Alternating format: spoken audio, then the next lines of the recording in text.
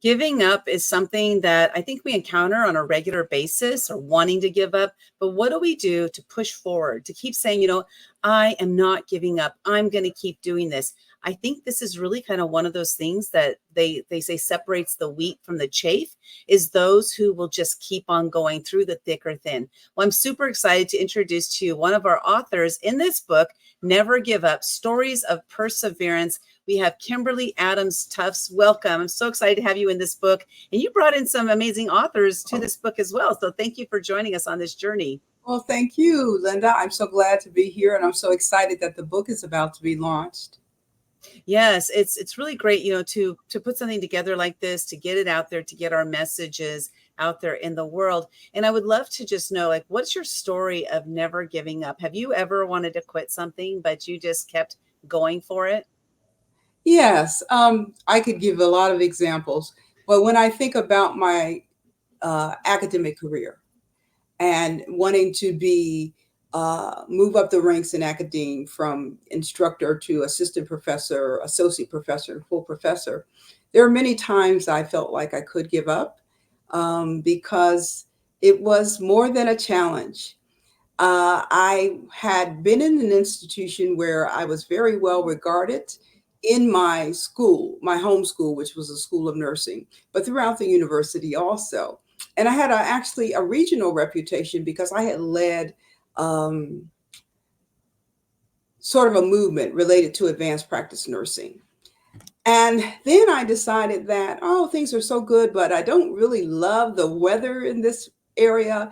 And I'm a sunshine type person, so I'm going to move and I'm going to move south. And so I did. And then in the new institution, the new environment, particularly in the School of Nursing, I had to prove myself a lot. And so some of my work was questioned early on. Had I really produced the work that was on my curricula vitae? Um, uh, Things like that, which was kind of surprising because I had done so well in my former institution. And so some days I felt discouraged. I felt alone. There weren't many women my age when I got here, or women who were women of color. There weren't any others, I guess. One other maybe at that time. And I just didn't feel like I was seen as credible. Even with the students going into a classroom, sometimes I'd have to prove that I'm an expert. I'm actually an expert in health policy, to get them to see how much I'm bringing to the table before they would settle in and be ready to learn. So, was thought as, you know, at my former institution for 5 years, they tried to recruit me back. And so it's almost like, well, I could, run and or go somewhere else. Honestly, the first few years I was on at the new institution, I did apply for other jobs, but kept saying, no, I'm not, I didn't come here. I actually said this, I didn't come here for career. I came here for a new way of life. And so that I'm not going to be run away. And so I just decided that I would not just stick it out, but learn to flourish as well as take my experience and help others to flourish. And so that gave me a real purpose. And so I Yes. decided not to give up. Oh, I love that you said, I'm not going to run away because Yeah. I chose to be here. I chose to be here, and this is where I want to be. And so you figured it out. So were there times though during that you, like, you did almost accept, different positions and what have you? Was there ever a time that you were like really, really close to going back? Sometimes like when I first came on, I had only been there several months, and the new associate dean for research of the college called me in and said, we were talking about who might help us to move the research enterprise forward. And that's why I was brought here. And you recruited as part of this cohort of people. And we were talking about, you as a possible person who would be one of the leaders. And he said, well, I have to say, someone from your school said, I don't know. She's got a whole lot of grant funding on her CV, but I don't think she wrote all of those. And so I was called in and he was questioning my credibility and if I was being honest in my record of myself. Mm. Interesting, I didn't take offense. I said, oh, Well, they're all public and there are grant numbers. So if I wasn't the lead investigator, I listed who was on my CV. But the times I was, I listed that. But there are numbers. Most of these were public grants from the government. So you could just research them. And I thought it left me with a little bit of a funny feeling, but I said, "Oh no, they just don't know me yet. I'm going to Mm, prove to them how valuable I am and what a good scholar I am." So that's awesome. inkling, but Yeah. yeah. And he Yeah. became my mentor. Actually, he became a good friend. A month later, he took me to another institution to say, "Let's go visit somebody in your area of HIV." That's awesome. I love that because it's so easy for us to take offense. Yeah, It happens all the time. And there was something about that you were like, I'm not going to take offense. And you said, he just doesn't know me yet. And so what does this mean? This means we have to educate them on who we are. And sometimes we have to work harder with some people than we do with other people. And it's just the way it is in life. And yeah. so for you, you were just like, I'm just going to keep showing up. And so kudos to you for doing that. Have you always been that way, or is this kind of like, was that kind of like a new development for you? Were you ever the type of person that took offense, or because being a woman of color, a Uh-huh. woman of color, right? So you have the two strikes against you already, and then in the area that you're in, academia, so you have a lot of different strikes coming against you right out of the gate. And Yeah. so were you always this type of person that was like, I'm just going to show them who I am? Well, my father was very, he was instrumental in my attitude and the way I look at things. He taught us that we always had to be really good at whatever we did, and we had to be better. He said, in order to be taken seriously, you're going to have to be better. So I was like, oh, and I didn't know why my dad didn't want me to be a nurse because my background is nursing. And Mhm. I figured out some years after I got into nursing and I was doing leadership type things, and particularly in the policy and political realm, I thought, oh, Dad, he didn't say it. But I don't want you to be a nurse. I want you to be an engineer like everyone else in the family, because if you're a nurse, you're a triple minority, a person of color, a woman, and a nurse. Mm, And he didn't say it. I don't know if it would have made a difference. I was like, this is what I want to do, right? I don't want to be like everyone else. right. I picked up from him, we don't take our crayons and run away and go home. We just come back to the table and we showcase who we are and how we can add value to the equation. Mm. You take the crayons, put them through that little crayon sharpener, and come back with sharpened crayons. Look at my crayons. You want to share some? Exactly. That's fantastic. To have a father like that, to have that support inside of the family unit, I think is a really big piece here that, a lot of people don't have that. And so it doesn't matter what race we are. It's just a Yeah. lot of people don't have that within our families. And to have that is an incredible benefit for, being raised in an environment like that. And I know in your chapter, it's titled "Successfully Navigating the Choppy Waters of Academe." So why don't you share with us a little bit about this chapter? We're talking about the book Never Give Up. So why don't you share with us a little bit about this chapter? Well, it talks about my journey and some of the challenges that I had in academia. Um, my credibility being questioned, my sometimes being overlooked when I was doing the same as other, often more.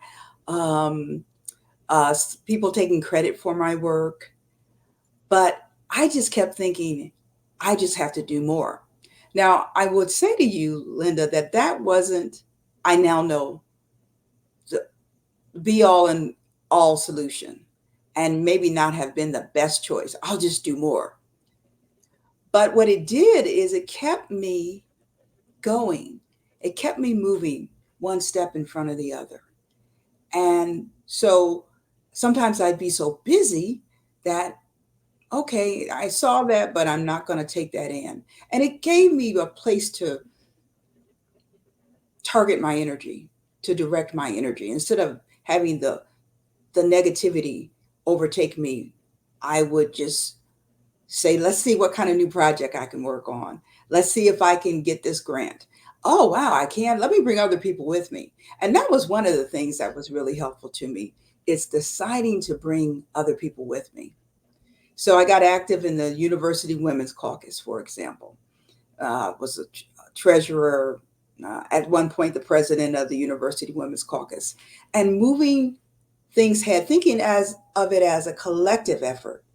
That it's just not me. I'm not special. I'm not necessarily being picked on. It's part of the system. It's part of the culture of, academia is very traditional and male dominated in many places. And so I just started to see it as a collective effort that I would,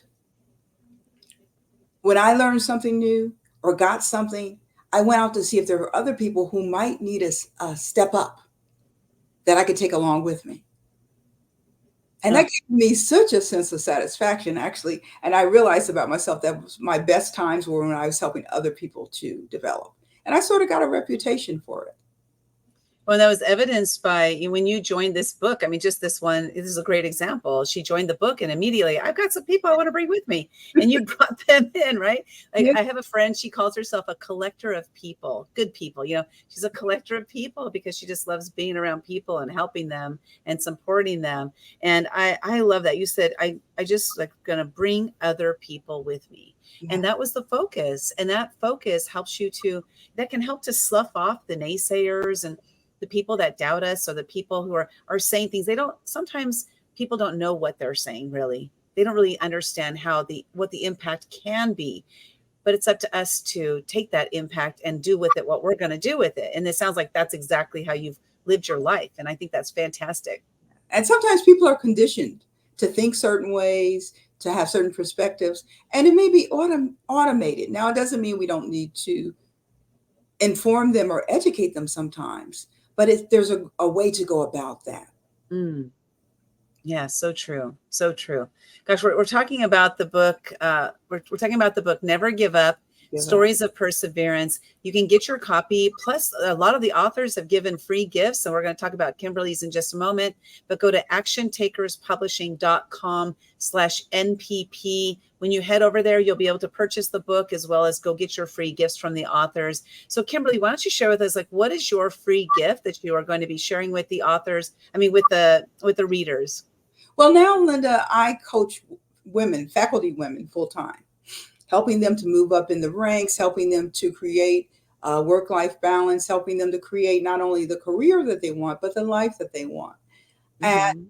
often we come into a setting, particularly in academia, and we feel like we have to fit in with everyone else, or we have to study these things because this is what other people are studying. And my um, as perspective is, and framework that I've developed is that you want to be you, do you, promote you. And so what that means is you pursue the things that you have interest and expertise or want to develop expertise in. Then you create a portfolio of things that highlights that, whether it's the courses you teach, whether it's the projects you take on, is whether the committees in university that you take on, where you have a threefold purpose in a university: teaching, scholarship, and service, being a good citizen. So shape all of those things around what drives you, what your values are, what your purpose is, what your passions are, and then promote it. So let other people know about it. Other people may be interested, or other people just want to support you, or they see what good work it is. And once you've done that, if you're continually are you, and then you do things that are related to your purpose, passions, values, and interests, and then you promote those. When a person goes up to different levels of rank to be promoted in the university, there's no question. People know what you're all about, and they've known about it. And you've kind of built this audience. It's almost like a social media thing. You're cultivating an audience. But the core is, it's satisfying to you because it's driven by your purpose, your values, your passions, right? Mm-hmm. So you have a free download to Yes, work on that, yes. framework, right? It's called, what is it called? The do The you, be you, promote you. do you and then promote you. Yes, awesome. Again, you can get your copy of that at actiontakerspublishing.com/never. So Kimberly, we're at the end of the interview, but I have a final question. Oh, before we go there, you can also connect with Dr. Kat. She goes by Dr. Kat at Kat Wellness Coaching. It's coaching with a K.com. So it's Kat Wellness Coaching. Connect with her over there. She has some really great things going on if you want to connect with her. So Kimberly, why don't you share with the audience today, why should they get a book, Never Give Up, and what do you want them to walk away with when they read the book? I think it's important to get the book because it's different stories and diverse perspectives about how to keep going through challenging times. And also, there are some actionable strategies you can find in each chapter. What are steps that you might want to take to navigate your way through, whether they're choppy waters of Academe or through illness or anything like that. So it's not just stories, but they're good stories and very interesting, but also actionable tips. Awesome. I want to thank you so much for being part of this, again, for bringing your friends in with us as well to this book, and then looking forward to future engagements with you for sure. So thanks so much. Truly appreciate it. And again, go get your copy of the book, go get those free gifts, and connect with Dr. Kat outside of this interview. Thank you so much, Kimberly. And I want to thank you for being a wonderful publisher. You and Susie, it's just been wonderful. Thank you. Thank you. Appreciate it.